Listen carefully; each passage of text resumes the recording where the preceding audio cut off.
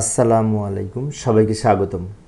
বিভাগীয় পরীক্ষার জন্য তৃতীয় পত্র রিলেটেড একটি প্রশ্ন, সেটি হচ্ছে এই যে তুলনামূলক শিক্ষা ব্যবস্থা বলতে কি বুঝো। প্রশ্নটি কিন্তু অনেকবার বিগত পরীক্ষাগুলিতে এসেছিল, তা আবার যদি আসে সেজন্য আলোচনায় আছে আমি মোহাম্মদ সিরাজুল ইসলাম। তো তুলনামূলক শিক্ষা ব্যবস্থা বলতে সাধারণত এই যে বিশেষ করে নিজ দেশের শিক্ষার সঙ্গে অন্য কোনো দেশের পরীক্ষা ব্যবস্থা, পাঠদান পদ্ধতি, পরিশাসন পদ্ধতি, বিভিন্ন নীতি, শিক্ষা কার্যক্রম ইত্যাদির সাথে তুলনামূলক আলোচনাকে বোঝায়, তাই না? আমরা নিজেদের মতো করেও লিখতে পারবো, তারপরেও এখানে কিছু বিষয় উপস্থাপন করলাম। এখন পৃথিবীর সকল দেশের শিক্ষা ব্যবস্থার মূল উদ্দেশ্য একই, সেটি হচ্ছে শিক্ষার মাধ্যমে দক্ষ মানব সম্পদ গড়ে তোলা এবং মঙ্গল সাধন করা। প্রত্যেক দেশের সাধারণত একটি উদ্দেশ্য হচ্ছে এই দক্ষ মানব সম্পদে রূপান্তর করা, তাই না? তবে শিক্ষার কাঠামো এবং ব্যবস্থাপনার দিক থেকে বিভিন্ন দেশের শিক্ষা পদ্ধতির মধ্যে যথেষ্ট পার্থক্য পরিলক্ষিত হয়। সেক্ষেত্রে যেমন প্রতিটি দেশের নিজস্ব প্রয়োজন অনুযায়ী শিক্ষা প্রবর্তন করে থাকে, আর্থসামাজিক প্রেক্ষাপটে দূরদৃষ্টি জনিত পার্থক্য প্রভৃতির কারণে এক দেশের শিক্ষা ব্যবস্থার সাথে আরেক দেশের শিক্ষা ব্যবস্থার পার্থক্য হয়ে থাকে।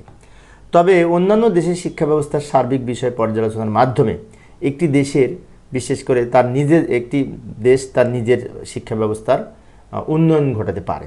সেজন্যই একাধিক দেশের শিক্ষা ব্যবস্থার রূপরেখা অবগত হওয়ার পর তার মাধ্যমে নিজের দেশের শিক্ষা ব্যবস্থার তুলনামূলক বিচার বিশ্লেষণের মাধ্যমে এই সুফল লাভ করার পাশাপাশি এই তুলনামূলক শিক্ষা ব্যবস্থার মাধ্যমে শিক্ষা ব্যবস্থার উন্নতি করা যায়। তো এইটা আমরা নিজেদের মতো করেও লিখতে পারি, জাস্ট বেসিকটা আমি আলোচনা করি।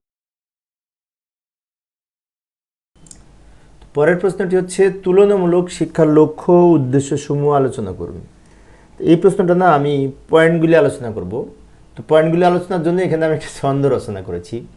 এই ছন্দটা যদি মনে থাকে তাহলে 10 থেকে 12টা 10, 11টা 12টা আমরা পয়েন্ট লিখতে পারবো। সেটি হচ্ছে, ছন্দটা হচ্ছে মুক্ত জ্ঞানের বিকাশ ও প্রযুক্তির মাধ্যমে বাস্তবমুখী পরিকল্পনার গভীর ও সমৃদ্ধশালী হয়। আমি আবারও বলছি, লক্ষ্য করি, মুক্ত জ্ঞানের বিকাশ ও প্রযুক্তির মাধ্যমে বাস্তবমুখী পরিকল্পনা গভীর ও সমৃদ্ধশালী হয়। তো এইগুলি যেমন মুক্ত বলতে বোঝাচ্ছে এই সেশনজট মুক্ত শিক্ষা ব্যবস্থা গড়ে তোলা সম্ভব হয় বিদেশের সাথে তাল মিলিয়ে, যদি অন্যান্য দেশের শিক্ষা ব্যবস্থার সাথে আমরা বিশেষ করে তুলনামূলক আলোচনা করি। তা না, আজ এই পয়েন্টগুলোর ব্যাখ্যা দিতে হবে, ব্যাখ্যাগুলো আমরা নিজেদের মতো করে পারবো।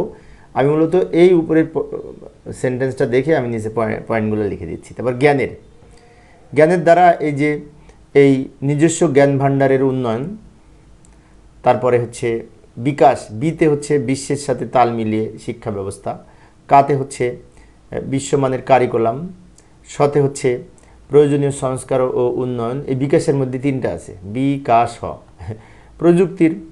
প্রযুক্তি নির্ভর শিক্ষা ব্যবস্থা সম্পর্কে ধারণা, তারপর বাস্তবমুখী শিক্ষাক্রম গ্রহণ, পরিকল্পনা সঠিক পরিকল্পনা প্রণয়নে সহায়ক হয়, গভীর শিক্ষা ব্যবস্থার গভীরে প্রবেশ করা যায়, সবার শেষে সমৃদ্ধশালী শিক্ষা ব্যবস্থা সমৃদ্ধশালী হয়। তাহলে এখানে 2, 4, 6, 8, 9টা পয়েন্ট, 9টা আমরা কিন্তু এই পয়েন্ট এখানে থেকে পেয়েছি।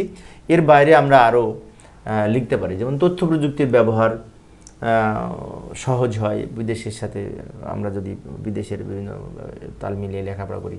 তারপরে ওই যে প্রযুক্তিগত উন্নয়ন সহজ হয়, এগুলি আমরা আরও এর সাথে যুক্ত করতে পারি। ঠিক আছে।